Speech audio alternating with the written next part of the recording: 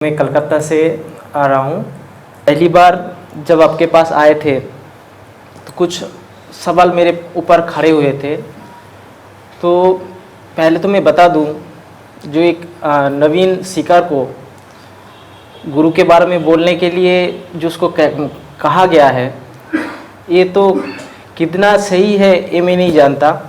क्योंकि जैसे विवेकानंद जी ने जब बाहर गए थे, उसको एक सवाल पूछा था कि अब बताओ, आपने तो उधर जाके अपने लिए कुछ जाहिर किया, गुरु के लिए कुछ क्यों नहीं बताया। तो एक शिष्य के लिए गुरु को व्यक्त करना ये उसके बस में नहीं है। शिव पार्वती को जो कहते हैं कि आप शिव के तत्व में कुछ, गुरु के तत्व में कुछ बताए, तो उन्होंने बताया कि नदी का पानी काली हो जाए और सारे आसमान तेज हो जाए, फिर भी गुरु का तत्व बता नहीं सकते। मेरे हिसाब से मेरा मन बुद्धि से जो होता है वही इधर मैं पेश करूँगा।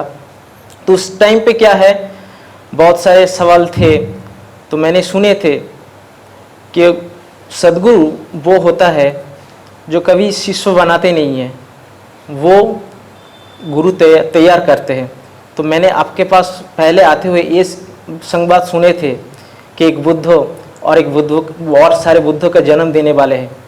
तो इस बात से मेरा एहसास हो गया था कि सदगुरु ही ऐसा कह सकता है कि जो बुद्ध है वो खुद बुद्ध बनाता है, कोई शिष्य बनाते नहीं है। ये पहले से ही गौर हो गया था। तो उससे जब मैं पहली बार इधर आया था तब भी कुछ मांग नहीं था, मगर क्या है, मैं जाहिर करता हूँ, जब पहली बार इधर से आने के बाद जब घर में गया तो आपका जो फेसिंग, जो स्माइलिंग है, वो हर बात उठते थे।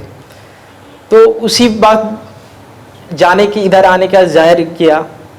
तो फिर मांग कुछ नहीं था कि गुरु के पास जाके कुछ मांगे, मगर बिंग मांगे इधर आते हुए जो फीलिंग्स हो रहा है वो कैसे व्यक्त करें।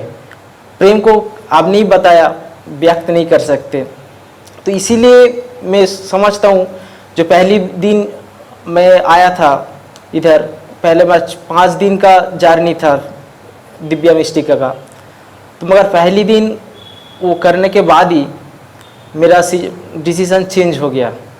मेरा जाने का समय तैयार था, ट्रेन का रिजर्वेशन ठीक था, मगर अचानक क्या हुआ, मैंने रिजर्वेशन कैंसिल करवा दिया। ये क्यों हुआ मैं नहीं जानता। फिर उधर से बोला गया कि तुम विजयदशमी के समय जब घर लौटोगे तो तुमको रिजर्वेशन टिकट नहीं मिलेगा, तत्काल भी तुमको नहीं मिलेगा, तो चलो प्लेन में भी बना दो। तो मैंने प्लेन का भी टिकट कटवा लिया। क्यों किया ये नहीं मैं जानता, मगर पहले ये सोच होता था, जो कुछ एक्सपीरियंस होने का, जो अपने शिकार को तैयार करने के लिए जो चाहिए था, मैं कोशिश करता था, हर बात फेलियर होता था। तो तब मन में ऐसा एहसास हो गया, कहीं होगा, किस समय में हो सकता है। कुंडलिनी के बारे में, जो चक्र के बारे में बताए, सब सुने थे, तो किसी किसी का हो सकता है, ये हम लोग का बस में नहीं है। ये शायद ये बेवकूफ़ी की बात है, ये मेरे बस में नहीं है। तो कोई भगवान बन सकता है, कोई ईश्वर उसके ऊपर हावी हो सकता है, ऐसा कुछ पहले सुने थे, मगर ऐसा हो सकता है ऐसा महसूस नहीं हुआ था। तो मैं अपने हिसाब से ये कहता हूँ, ये विश्वास होता है, ऐसा होता है। जैसे एक इंसान को जिंदा होने के लिए एक बुद्ध का ज़रूरत होता है, वो आपके पास आने के बाद एहसास हुआ है कि हाँ ऐसा हो सकता है। ये विश्वास मेरे ऊपर से पूरा चला गया था। और ये भी चला गया था, जी इतने सारे मंदिर में पूजा होते थे, पाठ होते थे, देवी का वंदना होता था। तो मेरे को लगता था ये पूरा बेवकूफ़ी का चीज़ है। अक्सर देवी मूर्ति में होता है क्या, सचमुच में है। तो पहले मैं भाव से जब गुजरता था, जब छोटा था, तो तब मेरे समझ में आता था हाँ होगा। जब इतना ज्ञान का बारे में, इतना किताब वगैरह सब पढ़ के जब सुन लिया, तो नहीं, ऐसा नहीं हो सकता।